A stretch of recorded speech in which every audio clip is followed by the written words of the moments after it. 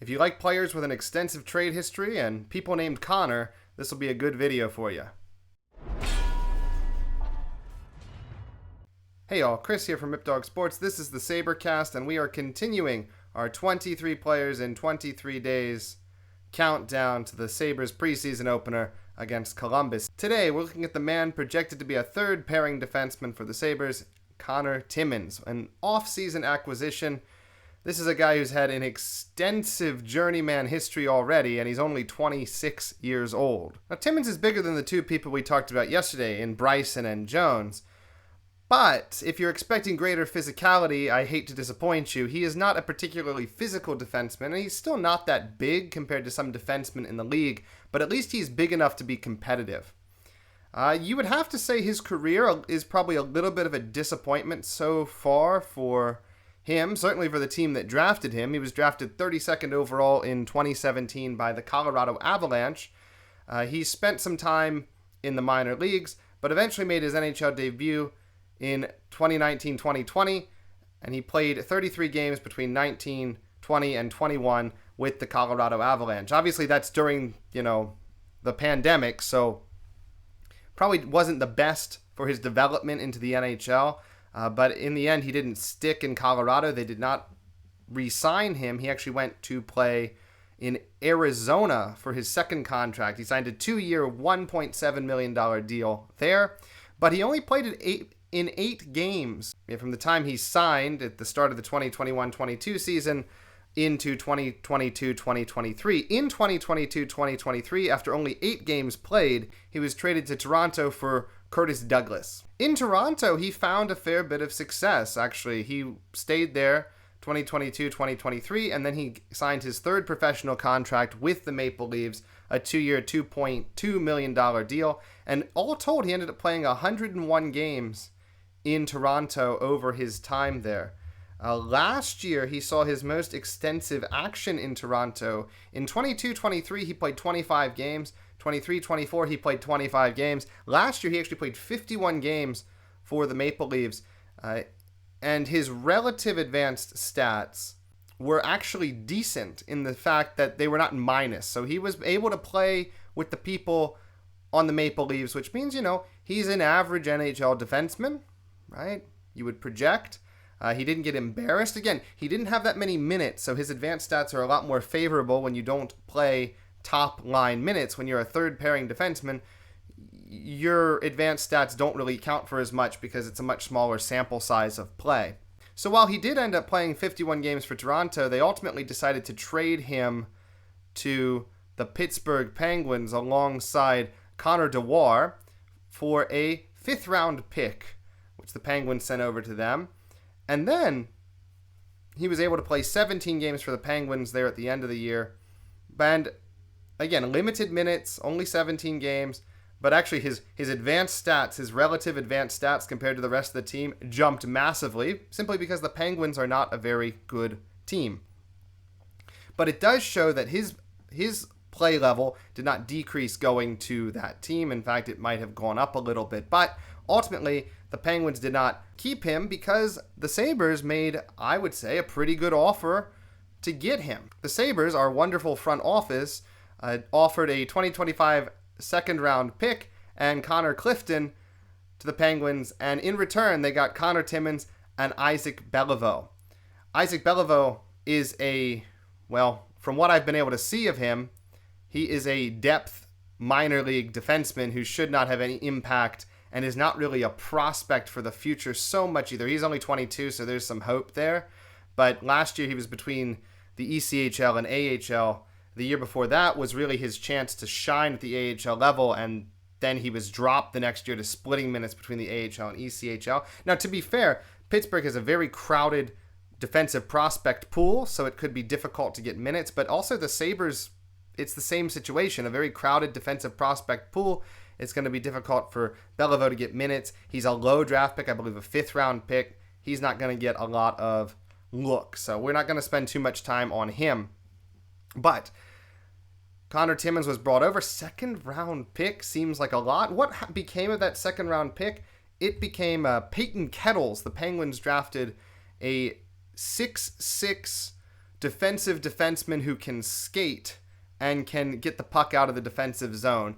He actually has a lot of upside, and people in Pittsburgh are very excited about him.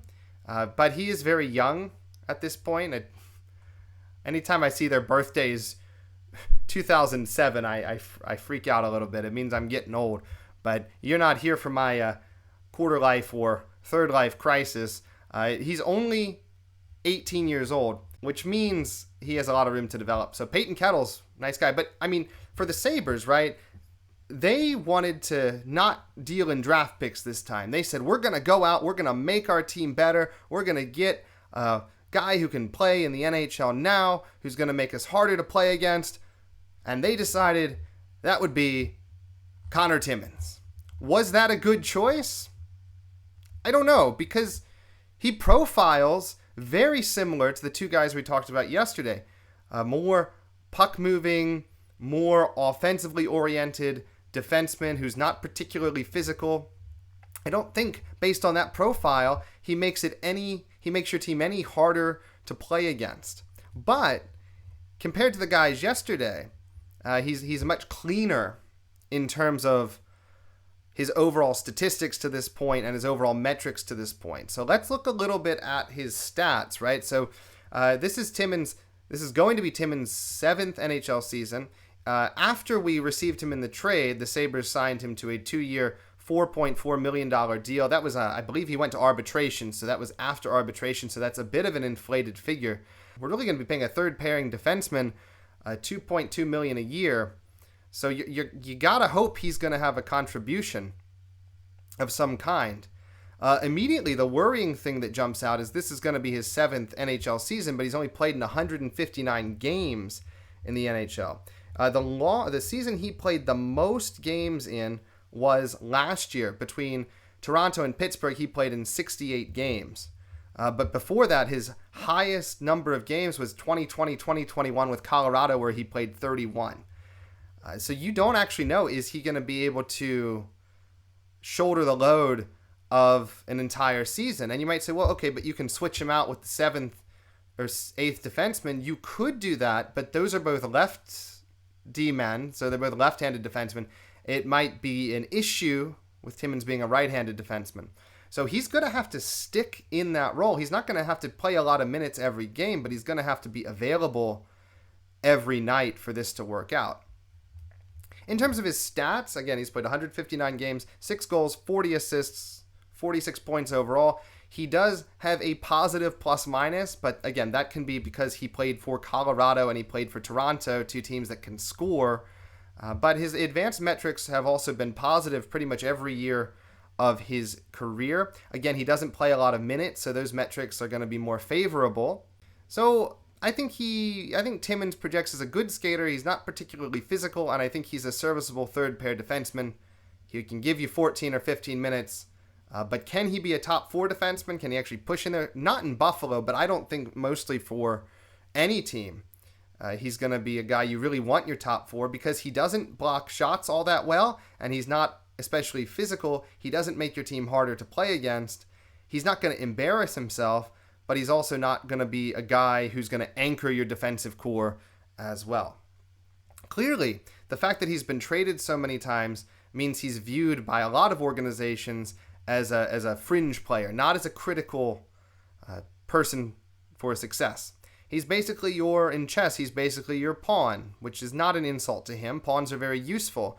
A guy who can go out there and you need him to enact certain strategies or certain plays. If you don't have them, you're in trouble. They're very valuable, but in the end, they're not unique. They're not special. And I think that's really where Timmins is. He's not a unique player in the league. He's just another 6'2" defenseman with some good puck-moving ability who's not particularly physical and can't block shots all that well.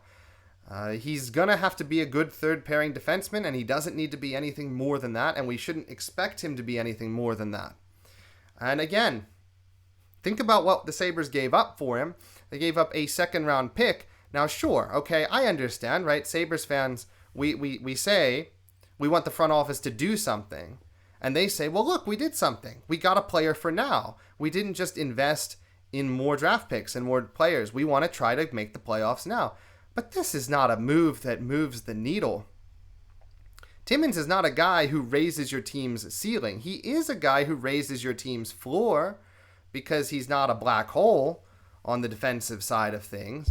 But again, Sabres fans want to raise the ceiling because the ceiling right now is not very high. The floor might be getting closer to the ceiling, but we're still very much under where we need to be a competitive team in this league. I think that's the point of concern, right? He is a guy we acquired from outside, but he doesn't mark any kind of change to the Sabres' philosophy. And he doesn't bring much in the way of physicality. Now, they said in an offseason, we need to be harder to play against. This does not make the team harder to play against. It's an upgrade, but it's not enough of an upgrade to really make us feel like the front office is actually trying to make the playoffs. So that's why Sabres fans are kind of down on the team this year. It's not Conor Timmins' fault. It's not one move. It is a number of moves over the last 14 years that have either been terrible, and now they're starting to recognize we have to build this team, but they're not taking any kind of swings. And honestly, Sabres fans, I think we would be happy. I don't want to speak for everybody. I think we'd be happy just to have a playoff team. So just make moves to make us a playoff team, but look like you're making moves. Right now, this is not really something that moves the needle, and I think we're paying a bit for him as well. He's not really a value signing. We're basically paying him $2.2 million to be a third-pairing defenseman. It's a move where we say, well, look, we're spending money, but is the money being spent as efficiently as it could be? I don't know. And you're not spending that much money, and you're not bringing in a premium player. So that's what Sabres fans want, and that's what they're not getting. So the bottom line is, Timmins is fine. He can do his job. He's not going to offend anybody. He's not going to let the team down. But like everything we've talked about so far, the ceiling isn't high.